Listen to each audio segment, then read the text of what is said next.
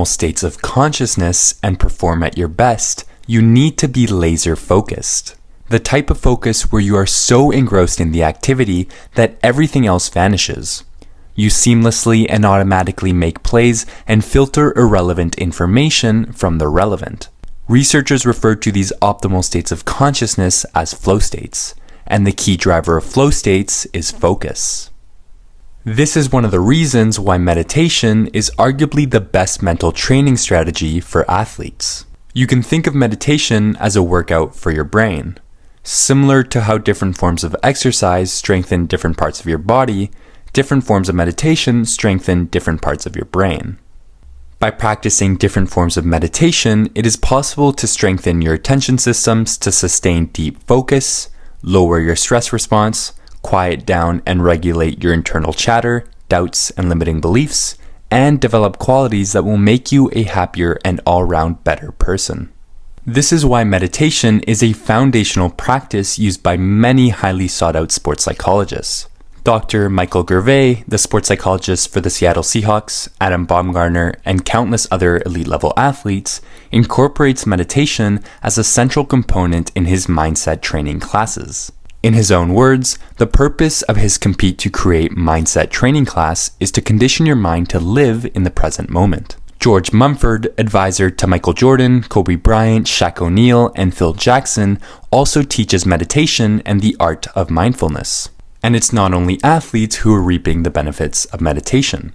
Tim Ferriss says that more than 80% of the world-class performers he's interviewed have some form of daily meditation or mindfulness practice. It's a meta skill that improves everything else.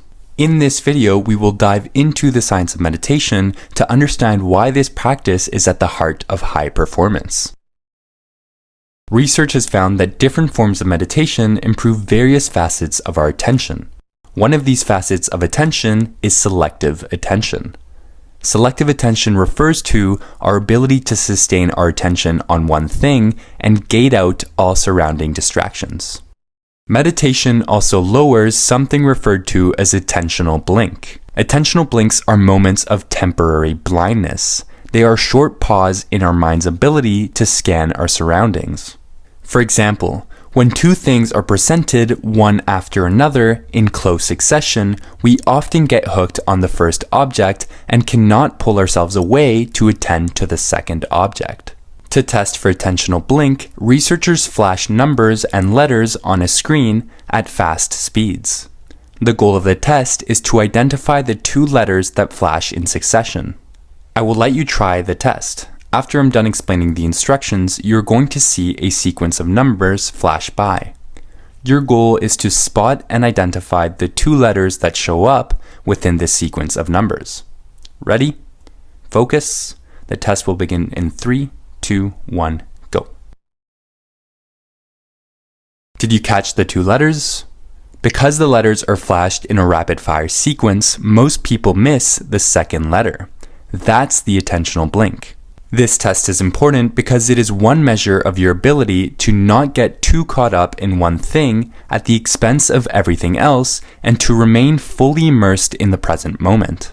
What happens in your brain is that when you see the first letter, your brain rewards you with a dose of pleasing neurochemicals, which relaxes your concentration and takes your focus offline. You can think of it as a short celebration party in your brain. During the short party, you miss small changes in your surroundings. The reason why meditation lowers attentional blink is because meditation improves your ability to engage and disengage your attention from what you experience. This ability to engage and disengage helps you in two important ways. One, it reduces your tendency to get stuck in distracting stimuli, which enhances your attention by allowing you to notice more changes in your environment. Two, it reduces your tendency to get stuck in distracting thoughts, something that is extremely useful for battling self-doubt in high-pressure situations. You will see an example of this later in the video. Meditation training can also help you perform in high-pressure situations by influencing your stress response. Normally, when you feel afraid or anxious, you experience activity in a part of your brain called the amygdala. Researchers have found that meditation training can decrease this amygdala activity in response to stressors and challenges.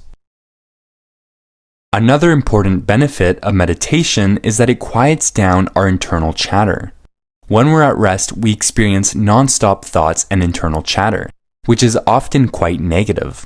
Researchers refer to this brain activity as the default mode network. Buddhist monks refer to it as the monkey mind. Research has found that through meditation, you can quiet down your monkey mind and reach a state of mental calmness. The more you meditate, the more this state of mental calmness will persist beyond your meditative state. These are some of the benefits of meditation. I'm now going to give you examples of how these benefits can improve your sports performance. Imagine you have to take a game-winning shot in a championship final.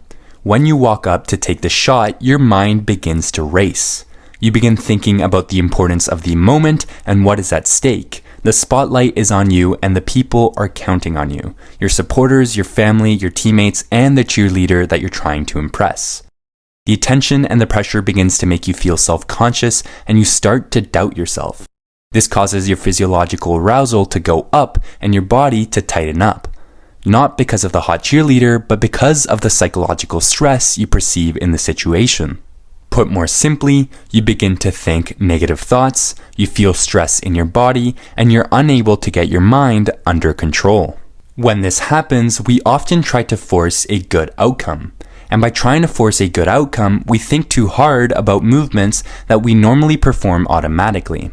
Movements that we perform best without thinking. When we consciously think about these movements, we disrupt the automatic process, which can lead to a bad outcome. This chain of events is not unique to soccer players. It can happen in just about every sport, such as basketball and hockey, for example. Okay, now let's imagine the same situation, but this time we're going to imagine that you have included meditation as a daily habit. This time, when you go up to take your shot, you will experience less amygdala activity and a lower stress response. You'll be better able to focus and regulate your attention, and you will experience less internal chatter and doubt. Also, if you do experience some negative internal chatter, you will be better able to disengage your attention from the negative thoughts and replace them with positive self-talk while engaging your attention in the present moment. In this video, flow states are the most optimal state we can be in when performing. Research shows that there's a strong association between mindfulness and flow. The reason is straightforward. Focus is a critical ingredient needed to reach flow states, and mindfulness meditation helps strengthen our ability to focus.